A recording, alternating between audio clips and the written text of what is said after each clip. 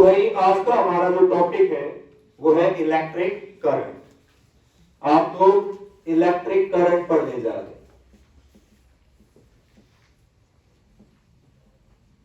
देखो बेटो, electric current का मतलब क्या है कि मान लीजिए हमारे पास ये कोई कंडक्टर है और हमारे पास जो ये कंडक्टर है, अगर इसमें से चार्ज फ्लो हो रहा है तो हम कहेंगे इसमें करंट फ्लो हो रहा है।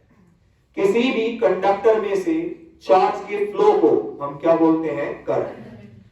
What is current?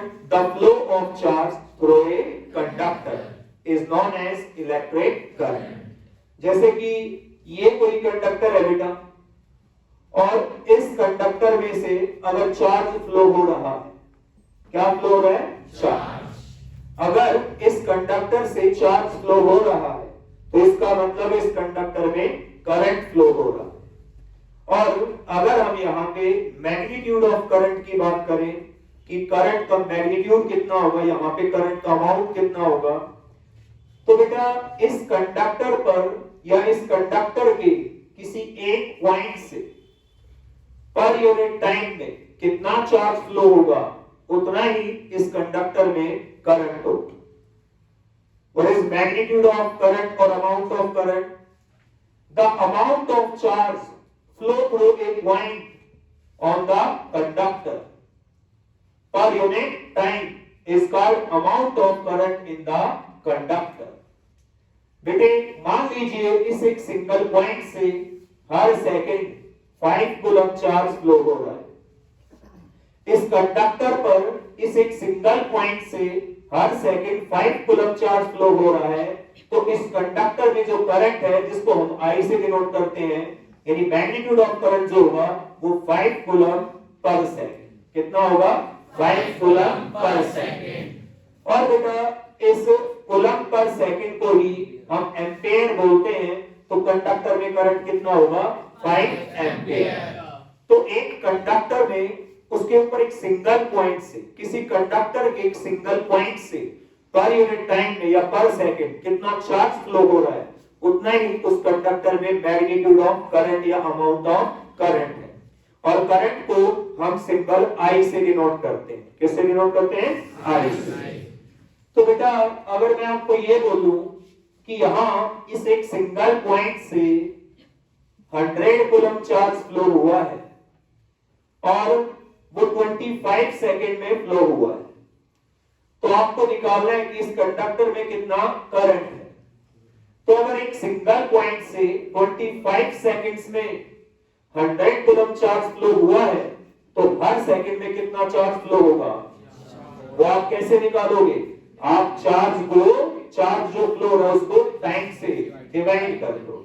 ठीक है, तो आपको ये पता लग जाएगा कि हर सेकंड इस पॉइंट से कितना चार्ज फ्लो हो रहा है, और हर सेकंड जितना चार्ज फ्लो हो रहा है उसी को बोलेंगे इसमें मैग्नीट्यूड ऑफ करंट या अमाउंट ऑफ करंट। तो यहाँ पे आप इसे डिवाइड करोगे तो आ गया 4, तो 4 कूलम पर सेकंड, यानी इस कंडक्टर में जो करंट का मैग्नीट्यूड है वो 4 कूलम पर सेकंड, जिसे आप बोलेंगे 4 एम्पियर। कितना है? 4 एम्पियर।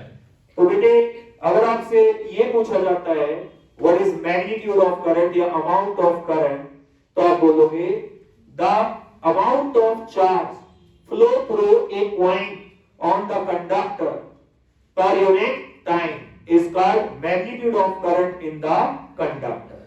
ठीक है, कि एक कंडक्टर पे किसी पॉइंट से पर सेकंड या पर यूनिट टाइम में कितना करंट फ्लो हो रहा है, कितना चार्ज फ्लो हो रहा है, उतना ही उस कंडक्टर के अंदर क्या है? करंट है।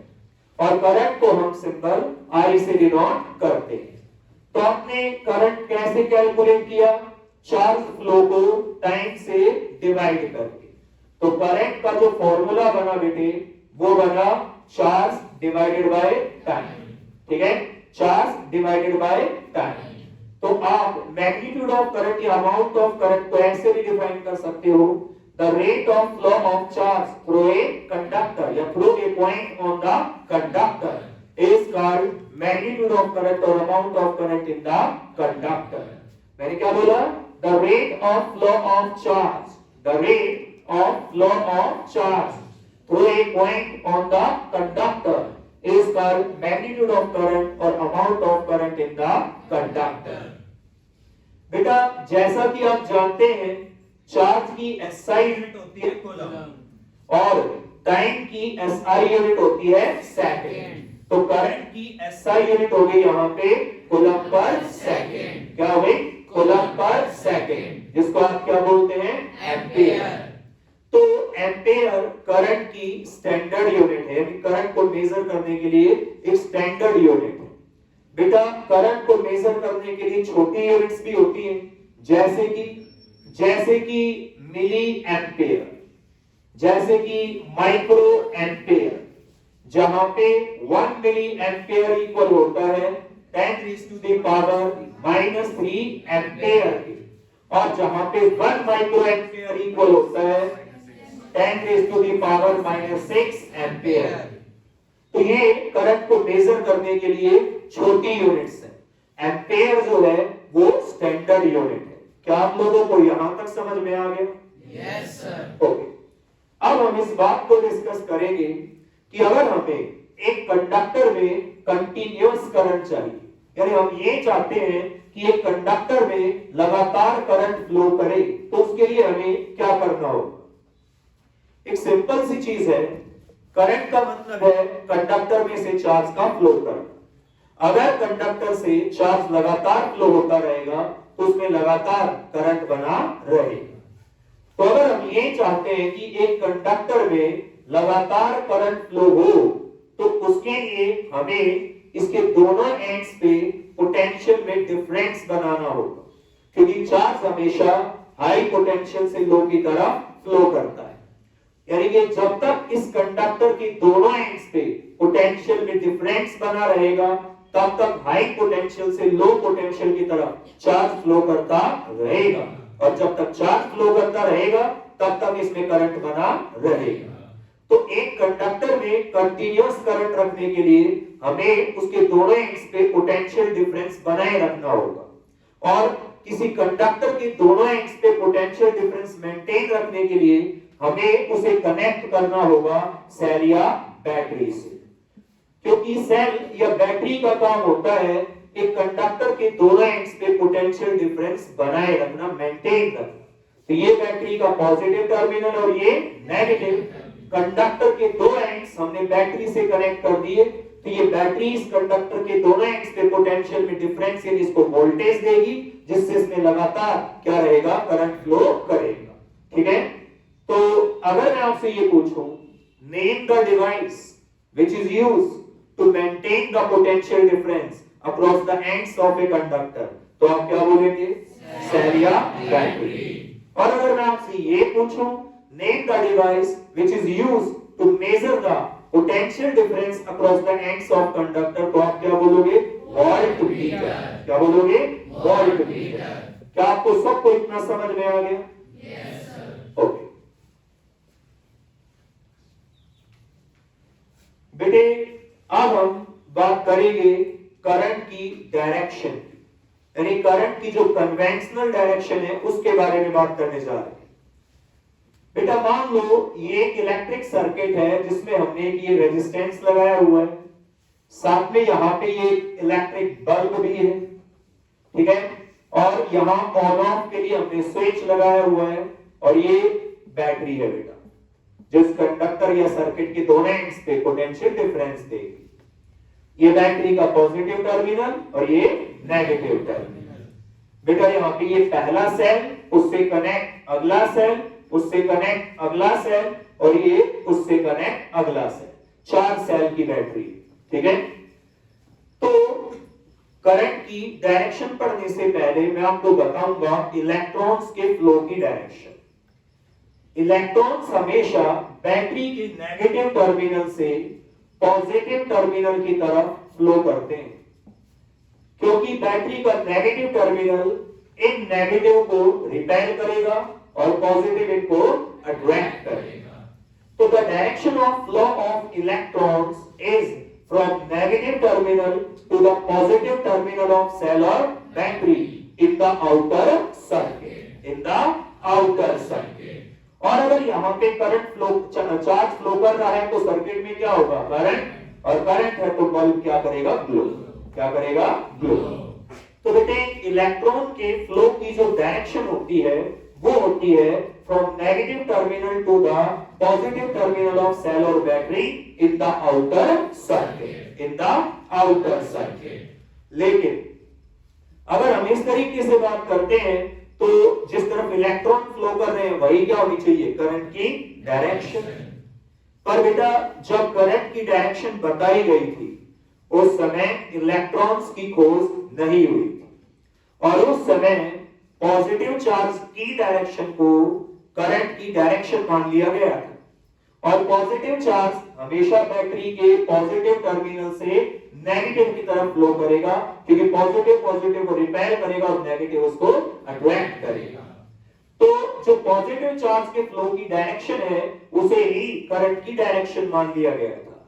इसलिए जो डायरेक्शन है करंट के फ्लो की वो मानी जाती है from positive terminal to the negative terminal of cell और बैटरी, ठीक है, which is opposite to the direction of flow of electrons. तो ये एक परंपरागत डायरेक्शन है, इसलिए इसको conventional direction of electric current बोलते हैं। क्या बोलते हैं, conventional direction of electric current.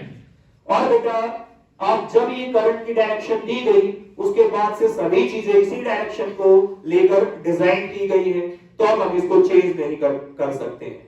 इसलिए जो करंट की डायरेक्शन मानी जाती है, जो कन्वेंशनल डायरेक्शन कहलाती है, वो है from positive terminal to the negative terminal of cell or battery, which is opposite to the direction of flow of electrons. Electrons जिस तरफ फ्लो करेंगे उसके अपोजिट करंट की क्या रहेगी, डायरेक्शन। तो क्या आपको करंट की डायरेक्शन समझ में आ गई? Yes sir. ओके, अब हम बात करेंगे बेटा कि करंट फ्लो कैसे करता है सर्किट में, यानी सर्किट में किस प्रकार से करंट मूव करता है। देखिए भाई, मान लीजिए ये कोई कंडक्टर है, ठीक है। अब कंडक्टर है मतलब मोस्ट प्रोबेबली कोई मेटल ही होगा क्योंकि ज्यादातर कंडक्टर कौन है, मेटल।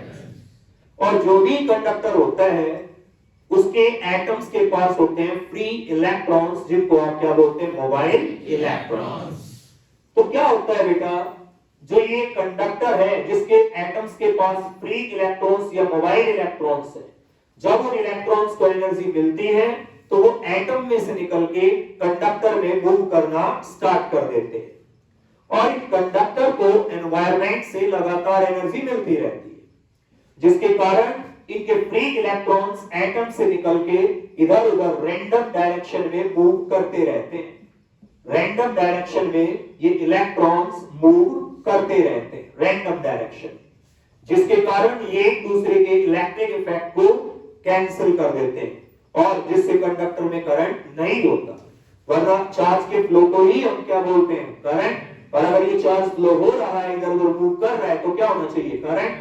पर रैंडम डायरेक्शन में इलेक्ट्रॉन्स मूव कर रहे हैं, ठीक है, किसी एक पर्टिकुलर डायरेक्शन में मूव नहीं कर रहे, जिसके कारण वो एक दूसरे के इलेक्ट्रिक इफेक्ट को खत्म कर देते हैं, कैंसिल कर देते हैं, जिससे सर्किट में यानी कंडक्टर में करंट नहीं होता।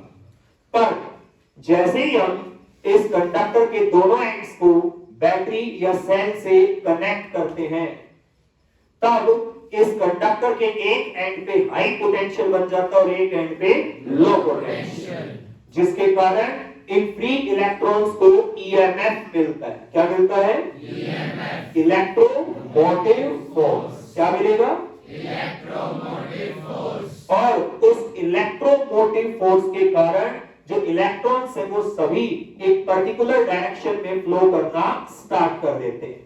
और जब एक कंडक्टर में किसी पर्टिकुलर डायरेक्शन में करंट चार्ज फ्लो होता है उसी को हम क्या बोलते हैं, करंट, ठीक है। तो जब हम एक कंडक्टर को सेल या बैटरी से कनेक्ट करते हैं, ऐसा करने पर उसके फ्री इलेक्ट्रॉन्स एक पर्टिकुलर डायरेक्शन में from high potential to low potential move करना स्टार्ट कर देते हैं और यानी कि चार्ज एक पर्टिकुलर डायरेक्शन में फ्लो कर रहा है और उसी को हम बोलते हैं इलेक्ट्रिक करंट, यानी कि कंडक्टर में क्या फ्लो कर रहा है, करंट फ्लो कर रहा है। तो क्या आपको इतना सबको समझ में आया है? Yes sir. अब मैं आपको बताऊंगा उस डिवाइस के बारे में जिसका इस्तेमाल होता है सर्किट में करंट को मेजर करने के लिए। कि सर्किट में कितना करंट है, ये पता लगाने के लिए हम किस डिवाइस का इस्तेमाल करते हैं। तो बेटा वो डिवाइस है एमीटर। क्या बोला? एमीटर या एम्पेयर मीटर। क्या? एम्पेयर मीटर, जिसका ये सिंबल है। तो एमीटर और ampere metre is the device which is used to measure the current in an electric circuit. एक इलेक्ट्रिक सर्किट में कितना करंट है किसी एक पर्टिकुलर इंस्टेंस पे, उस सर्किट में कितना करंट है, ये मेजर करने के लिए जिस डिवाइस का इस्तेमाल होता है वो है एमीटर। क्या बोला? एमीटर। मान लीजिए ये कोई सर्किट है जिसमें मैंने एक रेजिस्टेंस लगाया है, यहां पे ये इलेक्ट्रिक बल्ब भी है बेटा, और बेटे यहां ऑन ऑफ के लिए स्विच है, और ये बैटरी है 3 सेल की। बैटरी का पॉजिटिव टर्मिनल और ये नेगेटिव टर्मिनल। जैसे ही मैं स्विच ऑन करूंगा तो सर्किट में करंट होगा, और करंट की direction from positive terminal to the negative terminal of cell और battery in the outer circuit. और बेटा अब ये बल्ब क्या करेगा? ग्लो। तो हमें ये मेजर करना है कि इस सर्किट में कितना करंट है। तो यहां हम एमीटर कनेक्ट कर देंगे बेटे। एमीटर हमेशा सीरीज में कनेक्ट किया जाता है, क्योंकि एमीटर का रेजिस्टेंस बहुत कम होता है, ना के बराबर होता है। तो सारा का सारा करंट इसमें से फ्लो करेगा, और फ्लो करेगा तो ये मेजर करके बता देगा कि सर्किट में कितना करंट है। तो एमीटर को किसमें कनेक्ट किया जाता है? सीरीज में। किसमें? सीरीज में, क्योंकि इसका रेजिस्टेंस बहुत ही कम होता है। तो ये वो डिवाइस है जो सर्किट में किसी एक पर्टिकुलर इंस्टेंस पे, किसी पर्टिकुलर टाइम पे कितना करंट है वो मेजर करके हमको बताती है। क्या आपको सबको क्लियर है?